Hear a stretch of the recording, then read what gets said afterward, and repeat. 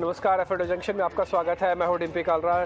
ठीक 12 बजे से पहले के मार्केट के अंदर काफ़ी तेज़ी से उथल पुथल हुई है। पिछले 1-1.5 घंटे के अंदर बाजार बहुत तेज़ी से फिसला है। ना केवल ये फिसला है बल्कि इसने कई क्रिटिकल लेवल को वापस से टेस्ट किया। जैसे निफ्टी ने 17,200 को टेस्ट कर लिया और साथ ही साथ बैंक निफ्टी ने 37,500 को टेस्ट किया। 1 घंटे की गिरावट काफ़ी शार्प थी। बताया ये भी जा रहा है कि हो सकता है चाइना और ताइवान को लेकर कुछ इश्यूज़ हों। यही हमारी पहली बड़ी बात भी है। चीन और ताइवान के तनाव को लेकर बाजार में मुनाफा वसूली हुई है। असल में कल नैन्सी पेलोसी वापस जब गई उसके बाद से तस्वीरें आने लगी और कुछ तनाव बढ़ा है चीन और ताइवान के बीच में। उसको लेकर ग्लोबल मार्केट्स में थोड़ा कूलिंग ऑफ हो रहा है और इंडिया मार्केट भी चला हुआ था, तो यहाँ पर भी प्रेशर है। निफ्टी 17,200 के अहम सपोर्ट के करीब आ गया है। ये सपोर्ट अगर गया तो कम से कम 200 पॉइंट की गिरावट मार्केट में और भी आ सकती है। फिर 17,000 हमारा एक अहम सपोर्ट एरिया है। फिलहाल तो 17,200 को अभी तक तो बचाया हुआ है। एक बार इसके नीचे डिप जरूर गया बट उसके बाद इसने जल्दी से रीगेन भी कर लिया। निफ्टी 17,200 से लेकर 300 के बीच की जितनी कॉल्स हैं वहाँ पे जोरदार बिकवाली हो रही है। एक्चुअली जहाँ पे मार्केट का सपोर्ट है वहाँ की हमने कॉल्स चेक की हैं, तो उसके नीचे की जितनी भी कॉल्स हैं वहाँ पे बिकवाली हो रही है। और एक और बड़ी बात है कि जो पुट्स की ऊपर की स्ट्राइक है 17,400 500 वहाँ पे भी अनवाइंडिंग हो रही है। इसका मतलब ये है कि बाजार थोड़ा वीक हो गया है। ये कल और आज आपको सिम्टम इसके दिख ही रहे थे। आज सुबह सुबह हमने आपकी बात नोटिस भी करवाई थी जब एफआईज के आंकड़े दिखाए थे। क्या पांचवी बड़ी बात में आपको विक्स दिखेगा। वॉलेटिलिटी इंडेक्स करीब 11% ऊपर आज में और ये 20.5 का हो गया। आप याद कीजिए आज से 2 दिन पहले हमने आपके सामने बात रखी थी कि 16.5 के विक्स निष्क्रिय है, इसमें कुछ नहीं होगा। जब भी होगा 19.5 के विक्स के बाद ही होगा और आज मार्केट ने गैप के साथ उसको पार किया 19.5 के बाद। अब आप देख सकते हैं निफ्टी और बैंक निफ्टी का हाल आपकी स्क्रीन पर ही दिख रहा है। अब हमारे मेहमान आज से हमारे साथ जुड़ चुके हैं, गौरव बिस्सा, जिनसे हम करेंगे बातचीत। लेकिन उनसे बातचीत के सिलसिले को आगे बढ़ाएं, उनसे निफ्टी बैंक निफ्टी के बारे में पता करें, आज के ट्रेंडिंग स्टॉक्स पता करें। पहले रिपोर्ट कार्ड, कल के मेहमान का लेखा जोखा।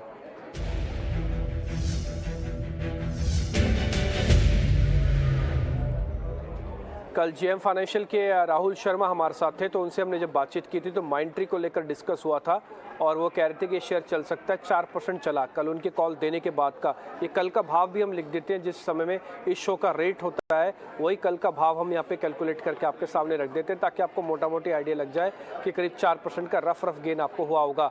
एम्फेसिस उनके द्वारा दी गई कॉल थी और उसके बाद ज़्यादातर बाजार के एनालिस्ट एम्फेसिस की कॉल देते लगे। 3% आज 2% तो आज में ऊपर था, 1% कल ऊपर हुआ। साथ ही सिप्ला के अंदर भी करीब 1% का गेन आपको अकाउंट में आया होगा। तो कल हमने उनसे 4-5 शेयर ही डिस्कस किए, तो शेयर डिस्कस किए उसका रिपोर्ट कार्ड आपकी स्क्रीन पर है। और जो शेयर जो हम नहीं लिखते हैं इसके अंदर, या तो उसमें कोई ट्रेड ही नहीं होगा, अगर ट्रेड होगा या तो स्टॉप लॉस लगा हुआ होगा, या तो उसके अंदर अभी भी सौदा ना तो टारगेट ना ही स्टॉप लॉस कुछ लगा होगा।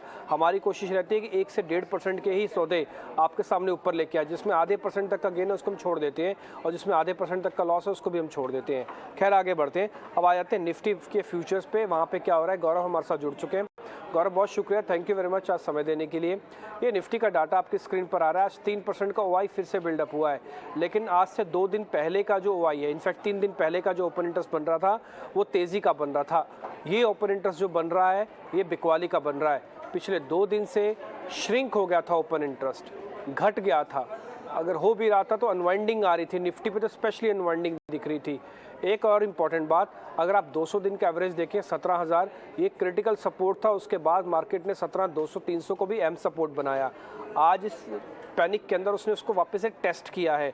तो एक बार ये आज 17,200 17,150 एक अहम सपोर्ट एरिया है। रेजिस्टेंस 17,500 था। आज मार्केट ने जान लगा दी, गैप खोलने के बाद भी 17,500 नहीं दिखा पाया, वहीं से ही फिसल गया नीचे। तो एक बार आपके रिकमेंडेशन चाहिए, क्या करना चाहिए जब मार्केट में ये खबरें भी आ रही है कि चीन और ताइवान के बीच में तनाव थोड़ा बड़ा है और कोई बड़ी बात नहीं है कि आगे चल के मिलिट्री एक्शन हो जाए। होगा नहीं होगा, कितना आएगा और ग्लोबल मार्केट्स पे असर पता नहीं, बट भारतीय बाजारों के लिए रणनीति क्या होनी चाहिए, जरा गौरव पहले आप ये बताएं। Good afternoon. देखिए, अगर निफ्टी और बैंक निफ्टी की अगर बात की जाए तो हम आज बेरिश थे और हमने शॉर्ट के ट्रेड्स भी हमने अपने क्लाइंट्स को सुझाए थे और अभी बुक भी किए हैं। यहाँ पे अगर आप ओवरऑल देखेंगे तो एक प्राइस एक्शन के हिसाब से काफ़ी ओवरबॉट जोन में दोनों इंडिसेस चले गए थे और यहाँ पे अपार्ट फ्रॉम आईटी कोई ऐसा बड़ा ट्रिगर आपको देखने नहीं मिल रहा था। ओवरऑल अगर आप देखें सेंटिमेंट जो छोटे मिडल शेयरों में है, मिड कैप है, स्मॉल कैप है, कल भी हमने देखा कि निफ्टी की रिकवरी के बावजूद वहाँ पे उतना अच्छा आपको जोश नहीं देखने मिला था। तो लग रहा था कि एक इंडेक्स स्पेसिफिक मूव ज़्यादा लग रहा है। तो यहाँ पे मेरी राय यही होगी कि कोई उछाल अगर देखने मिलती है तो वहाँ पे एक बार आप जो एक्जिस्टिंग पोजीशंस में एग्जिट के मौके ढूंढिए। अभी तक कंफर्मेशन बड़े डाउनसाइड का आया नहीं है, लेकिन जब तक 17,500 होल्ड सस्टेन नहीं कर रहा है, ऊपरी लेवल्स पे आपको प्रेशर देखने मिलेगा। निफ्टी फिर जो है एक बार 17,000 के करीब स्लिप हो सकता है, मे बी शायद उसको अटेम्प्ट भी कर ले उसके नीचे। तो यहाँ पे रुझान जो है वो कॉशियस रहेगा। यहाँ पे तेजी में बिल्कुल नहीं देख पा रहा हूँ फिलहाल चार्ट्स पे। राइस अगर देखने मिलेगा तो मैं उस पर शॉर्ट के मौके ढूंढूंगा। ओके ठीक है, अब आप किसी भी राइस पे एक शॉर्ट के मौके ढूंढेंगे। बट गौरव, आपने स्टॉप लॉस सुना बहुत बड़ा रखा, अभी भी 17,500 का स्टॉप लॉस है। इसको कुछ छोटा कर सकते हैं स्टॉप लॉस को, या फिर एक ही स्टॉप लॉस 17,500 राइस पे बेचते जाएं, 350 पे मिले, 400 पे मिले, तब रिस्क रिवॉर्ड ठीक है, ऐसा कर सकते हैं क्या हम फिर? जी, करंट प्राइस में अगर देखेंगे तो मैं यहाँ पे शॉर्ट की सलाह बिल्कुल नहीं दूंगा, क्योंकि 17,200 जो है एक काफ़ी अच्छा एक इमीडिएट सपोर्ट है, 17,180 17,200 का, और वहीं से हमें आज उछाल देखने मिली है। तो यहाँ पे शॉर्टिंग की सलाह मेरी नहीं रहेगी करंट प्राइस के लिए। इसलिए मैंने कहा कि जब तक 17,500 जाए पिवोटल है। आज अगर आप ऑप्शन के जरिए पे देखेंगे तो आज काफ़ी अग्रेसिव राइटिंग हो रही है 17,500 एक कॉल में, और ये जो स्पिल ओवर इफेक्ट है आपको अगले सीजन में देखने मिल जाएगा कि वहाँ पे भी कॉल राइडर्स काफ़ी अग्रेसिव हो जाएंगे 17,500 के लिए। तो यहाँ पे जो रिस्क और फेवरेबल होगा वो ये होगा कि अगर राइस मिलती है टुवर्ड्स 17,350 400 के आसपास मिलता है तो आप बेचिए। आपका स्टॉप लॉस भी 100 पॉइंट का होगा। नीचे में 17,000 का रिटेस्ट अगर हो जाएगा तो आपको एक अच्छा रिस्क और फेवरेबल मिल जाएगा। तो करंट प्राइस जो है निफ्टी का, वहाँ पे मैं शॉर्ट की सलाह नहीं दूंगा। मैं उछाल अगर देखने मिलती है 17,350 400, वहाँ पे अगर आप बेचते हैं तो बेहतर रहेगा। ओके ठीक है, एक बार जरा निफ्टी बैंक पे भी अपनी रणनीति दे दीजिए, वहाँ पे आपका कैसा ट्रेड होगा? देखिए निफ्टी बैंक में अगेन अगर आप देखिए तो 38,000 38,100 यहाँ पे कल भी हम यहीं से गिरे थे 38,100 से फ्यूचर्स में, और आज भी हम 38,100 के आसपास ही फ्यूचर्स में गिरे हैं। तो यहाँ पे भी अगर कोई उछाल देखने मिलती है टुवर्ड्स 38,000 तो आप बेचिए। आज अगर आप ऑप्शन देखेंगे तो 38 के कॉल आईडी में काफ़ी अग्रेसिव ओपन इंटरेस्ट पोजीशंस बन रही है। तो यहाँ पे ऊपरी लेवल्स पे यहाँ पे भी प्रेशर देखने मिलेगा। यहाँ पे भी मैं राइस पे ही सेल की सलाह दूंगा। करंट लेवल जो 37,700 है वहाँ पे मैं नहीं दूंगा। यहाँ से 200-300 पॉइंट की एक अपसाइड अगर देखने मिलती है, 38,000 के आसपास मिलता है फ्यूचर्स, आप बेचिए। 38,300 350 का स्टॉप लॉस होगा। नीचे में 37,000 के लेवल आपको यहाँ पे देखने मिल सकते हैं। 37,000 तक के लेवल्स आपको देखने को मिल सकते हैं बैंक निफ्टी के अंदर। एक्चुअली 37,000 का एक गैप है, हो सकता है मार्केट को फिल करने के लिए आए। मैं बैंक निफ्टी का चार्ट आपको दिखाता हूँ, आपको काफ़ी हद तक उसका आइडिया भी लग जाएगा कि हाँ इस लेवल पे हम क्या बात कर रहे हैं और ये क्यों बात कर रहे हैं। अब अपनी स्क्रीन पर इस समय देखेंगे तो बैंक निफ्टी आपको क्लियरली विजिबल होगा। एक रेंज का बैंक निफ्टी है ये पूरा, और इस रेंज का एक ब्रेकआउट हुआ था। यहाँ पे आप देखेंगे बिल्कुल क्लोज में, ये देखिएगा, ये जो हमने चैनल ड्रॉ किया हुआ है, इस चैनल का सारे अपर एंड्स को हमने जोड़ा, स्लांटिंग डाउनवर्ड्स था, बट फिर भी कोई बात नहीं, चैनल का ब्रेकआउट हो गया था। और ऐसा लग रहा था कि इस चैनल के ब्रेकआउट के बाद शॉर्ट स्क्वीजिंग बहुत ज़ोरदार होगी। इसलिए मार्केट में आप बार बार सुन रहे थे कि 40,000 के लेवल भी आ जाएंगे, 42,000 के लेवल भी आ जाएंगे। आ सकते थे, इसमें कोई दो राय नहीं है, लेकिन यहाँ पर आके जो फोर्स बन रही है ना, थोड़ी वो वीक हो गई। ये आज और कल 2 दिन के डाटा के बाद, यानी कि एक्सपायरी जब से ख़त्म हुई है और अगस्त सीरीज़ के अंदर एंटर किए हैं, वहाँ से आके फोर्स थोड़ा कम हुआ है बाज़ार का। इससे पहले तक जुलाई की जो एक्सपायरी थी उसमें तो बहुत ज़बरदस्त शॉर्ट कवरिंग हुई है। इसलिए आपने एक बहुत स्पीड, बहुत तेज़ी से 8% की एक रैली देखी, जो कि पिछले 8 साल में बामुश्किल से 10 बार हुआ होगा। तो उसमें से एक बार कल पिछली बार जुलाई का महीना भी था। तो आप अगस्त के अंदर तो ऐसा नहीं देखते शायद, इसलिए थोड़ा ये मोमेंटम लूज़ हुआ है। 37,000 तक भी आ सकता है बैंक निफ्टी वापस, क्योंकि एक गैप है जो हमने आपको अभी दिखा भी दिया, और कोई बड़ी बात नहीं है।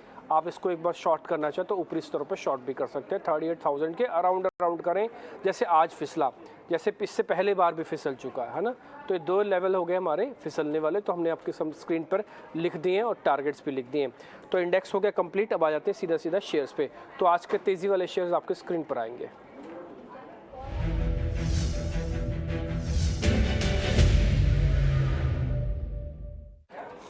बिरला सॉफ्ट के कल नंबर्स आए थे, नंबर्स आने के बाद ही कल शेयर चला, न केवल कल चला बल्कि आज भी चला। इस समय हमने इसको ब्रेकआउट के कैंडिडेट में भी डाला था। हम जो सुबह शीट बनाते हैं ब्रेकआउट्स और 200 दिन की डेमा वाली, उसके अंदर भी हमने इसको बिरला सॉफ्ट को शामिल किया था। आज के गिरे हुए मार्केट्स में भी आप देखें 2% ये शेयर ऊपर है। जिंदल स्टील के अंदर भी अच्छा मोमेंटम आया है, करीब 2% शेयर ऊपर है। गौरव, इन दोनों पर आपका रिकमेंडेशन चाहिए? जिंदल स्टील में अगर आप देखें तो ये काफ़ी अच्छा एक अपसाइड हमको ऑलरेडी देखने मिल चुका है यहाँ पे, और अभी भी परफॉर्मेंस थोड़ा सा देखने मिल रहा है, लेकिन यहाँ पे फ्रेश बाइंग की मैं सलाह नहीं दूंगा। अगर आप आज का कैंडल देखेंगे तो जो हाई बना है 400 के करीब का, वहां से काफ़ी एक अच्छा रिजेक्शन हमको देखने मिला है। तो यहाँ पे रिस्क रिवॉर्ड फेवरेबल नहीं है, ओवरबॉट जोन में ये भी जा रहा है लोअर टाइम फ्रेम में, तो यहाँ पे एक बार अवॉइड करें, मेरे सबसे वो बेहतर होगा। और बिरला सॉफ्ट के बारे में, इसको चलो अवॉइड कर देते हैं, लेकिन अगर बिरला सॉफ्ट पे आपसे पूछूं तो मैं बिरला सॉफ्ट मुझे अच्छा लग रहा है। इनफैक्ट मेरा ये पिक भी रहेगा, यहाँ पे आप बाय कर सकते हैं। 338 का इसमें स्टॉप लॉस रहेगा, ऊपर में 360-65 के लेवल आपको देखने मिल सकते हैं। जैसा चर्चा करते हैं, निफ्टी आईटी स्ट्रांग लग रहा है, और निफ्टी को सपोर्ट जो अभी फिलहाल मिला है निफ्टी आईटी का ही मिल रहा है। और यहाँ पे अगर आप देखेंगे 2 आवली चार्ट देखेंगे, एक अच्छा ब्रेकआउट हमको देखने मिला था 342 343 के आसपास में, वहाँ पे सस्टेन होकर ऊपर जा रहा है यहाँ पे। तो वॉल्यूम के साथ में ब्रेकआउट्स हैं, ये सस्टेन हो सकते हैं, और 360 तक के लेवल आपको देखने मिल सकते हैं, यहाँ पे आप बाय कर सकते हैं। ओके ठीक है। बिरला सॉफ्ट भी अगर आप ध्यान रख सकते हैं, मैं बिरला सॉफ्ट का चार्ट आपके स्क्रीन पर लेके आता हूँ, एक बार आप जरा देखेंगे तो आपको क्लियर हो जाएगा कि हाँ क्यों बिरला सॉफ्ट आपको यहाँ पे देखना चाहिए, या फिर IT index. Typically 2 he segment होते हैं जो आपको मंदी से थोड़ा बचा सकते हैं अगर बड़े ग्लोबल मंदी ना आए तो। First is IT and second is pharmaceuticals. Pharma shares भी काफ़ी हद तक एक्टिव हैं, बट आईटी थोड़ा ज़्यादा इंपॉर्टेंट है। ये बी सॉफ्ट के चार्ट नंबर्स आने के बाद इसने एक बेस बना दिया, ये कल इसने अपना काम पूरा कर दिया। आज आप देखेंगे छोटा सा चैनल इसने बना दिया है, जिसको अपनी गिरावट को रोक दिया इसने। आप इसका फॉल देखिए कितना सीवियर था। ये आवरली बेसिस पर चार्ट है, यानी कि हर एक घंटे की कैंडल्स है, तो कुछ दिन बन गए यहाँ पे। तो जो इसने अपना फॉल था उसको अरेस्ट कर दिया। एक पॉइंट आपको और मैं नोटिस कराता हूँ, इसको हम कहते हैं गोल्डन क्रॉसओवर्स। वो आपको अपनी स्क्रीन पर दिख रहा होगा, नीचे बिल्कुल आप देखेंगे जो ग्रीन लाइन है, यानी कि ब्लू कलर की लाइन है, और जो पिंक कलर की लाइन है एक ही जगह पर आ गई। ये ब्रेकआउट का शेयर है, टूटा हुआ शेयर साइडवेज का ब्रेकआउट आपको बी सॉफ्ट के अंदर दिखेगा। टारगेट स्टॉप लॉस नोट कीजिएगा अच्छे, कल रिजल्ट इसका ट्रिगर बना है। अब कितनी स्पीड से ऊपर आएगा, कैसे आएगा, आपको हमने सारे चार्ट के जरिए दिखा दिए। थोड़ा टूटा हुआ शेयर है तो ये पुल बैक का स्ट्रॉन्ग कैंडिडेट बनता है। 360 365 आपका टारगेट, 338 का स्टॉप है। आगे बढ़ते हैं, शॉर्ट कवरिंग के 2 शेयर लेके आते हैं। एयू बैंक के अंदर आज क्यूआईपी सक्सेसफुल हो गया, और उसके बाद ये शेयर 2-2.5% ऊपर है। एक्चुअली में कल जब क्यूआईपी के भाव आए थे तो डिस्काउंट का भाव आया था, शेयर का भाव था कल 610 रुपये, आज 626 है, तो इसलिए आपको 16-17 रुपये का गेन दिख रहा है। तो डिस्काउंटिंग पे क्यूआईपी इसका आया, इसलिए भरा भी अच्छा। तो एक बार एयू स्मॉल के बारे में आप बताइए, इसमें शॉर्ट कवरिंग है गौरव, क्या करें एक तो, और दूसरा सिप्ला भी है, ये भी शेयर हमारी शॉर्ट कवरिंग की लिस्ट में है, एक बार इसको भी चेक कर लीजिए आप। देखिए, एयू बैंक जो है हमने अपने क्लाइंट्स को भी सुझाया था ऑप्शन के माध्यम से, कॉल ऑप्शन के माध्यम से। यहाँ पे अगर आप देखेंगे तो एक inverse head and shoulder pattern बना था आवली टू आवली चार्ट्स पे, उसके ब्रेकआउट हमको देखने मिलते हैं 595 600 के जोन में। उसके जो टारगेट्स हैं वो आ चुके हैं, 645 के करीब इसका हाई बना है, वही इसके टारगेट्स हैं। तो यहाँ पे एक बार इमीडिएट टारगेट्स जो हैं वो आ चुके हैं, तो यहाँ पे मैं फ्रेश बाइंग के लिए अवॉइड करूंगा। लेकिन सिप्ला जैसा आपने कहा, यहाँ पे अभी भी मौके हैं, क्योंकि यहाँ पे अगर आप ओवरऑल स्ट्रक्चर देखेंगे तो काफ़ी अच्छा है। एक रेंज में ट्रेड कर रहा था, और अभी जो है 1000-1005 के अच्छे ब्रेकआउट एरियाज थे, उसके ऊपर सस्टेन कर रहा है। गैप के साथ में ओपन हुआ, अभी भी कैंडल्स पॉजिटिव है। निफ्टी के फॉल जो अभी देखने मिली थी उससे अछूता है, तो यहाँ पे आप 1005 के स्टॉप लॉस से बाय कर सकते हैं। जो प्रीवियस इसके स्विंग हाइस थे वहाँ तक एक बार ये स्टॉक जो है जा सकता है, जो है तकरीबन 1080 के, तो आप वो टारगेट्स के लिए इसको प्ले कर सकते हैं। ओके ठीक है। मैं इसके अंदर एक आपको बड़ा इंटरेस्टिंग से एक चीज़ दिखाता हूँ, जिसको हम कहते हैं कि स्क्वीज़ होके फट जाना है शेयर को। जब अगर आप बहुत सारे टेक्निकल एनालिस्ट को सुनते होंगे या फिर जब चर्चा करते होंगे तो आपको दिखेगा। मैं एयू स्मॉल फाइनेंस को आपको दिखाता हूँ, बड़ा इंटरेस्टिंग, बड़ी अच्छी ऑब्जर्वेशन है। सिप्ला और एयू फाइनेंस का भी एक बार चार्ट और लेवल्स अपनी स्क्रीन पर ले आएंगे। अब आप देखिए, एयू स्मॉल के अंदर कभी कोई दिक्कत इन द सेंस, यानी कि वॉलेटाइल रहा, लेकिन इसने कभी भी अपने प्रीवियस लो को ब्रेक करने की जहमत ज़्यादा उठाई नहीं। ये आप देख पा रहे हैं, ये बढ़ते हुए क्रम का एक चार्ट है, हमने ट्रेंड लाइन ड्रॉ की हुई है। इसके अंदर 2 बार हमको टॉप बनता हुआ दिखा, इसको हम डबल टॉप भी कहते हैं, टिपिकली आप अपनी स्क्रीन पर देख पा रहे होंगे। उसके बाद एक फिसलने के बाद जहाँ पर आके इसका स्क्वीज़, ये इतनी बड़ी ब्रॉड रेंज है, आप देख पा रहे हैं कितनी बड़ी ब्रॉड रेंज है।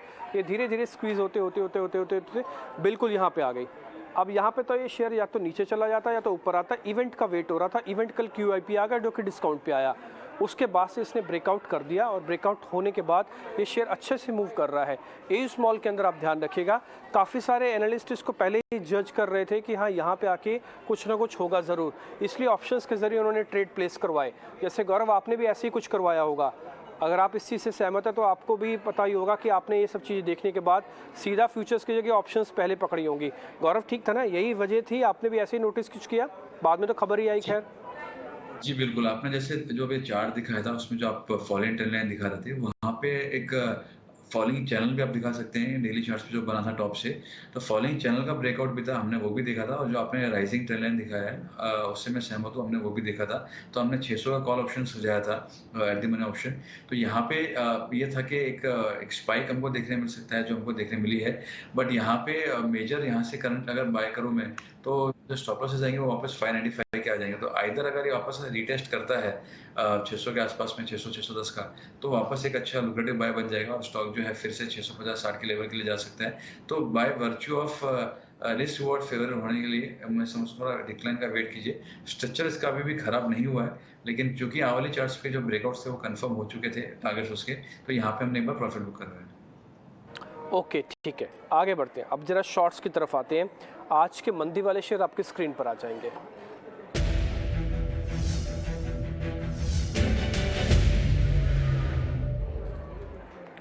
ये Godrej property sir, Godrej properties हमने ही सबसे पहले नोटिस करवाया था। इसी जगह हमने चार्ट बना के भी दिखाए थे कि ये शेयर अच्छा चलेगा, और अच्छा चला भी, इसमें कोई दो राय नहीं है। 1180 1200 का भाव था, हमें अच्छे से याद है।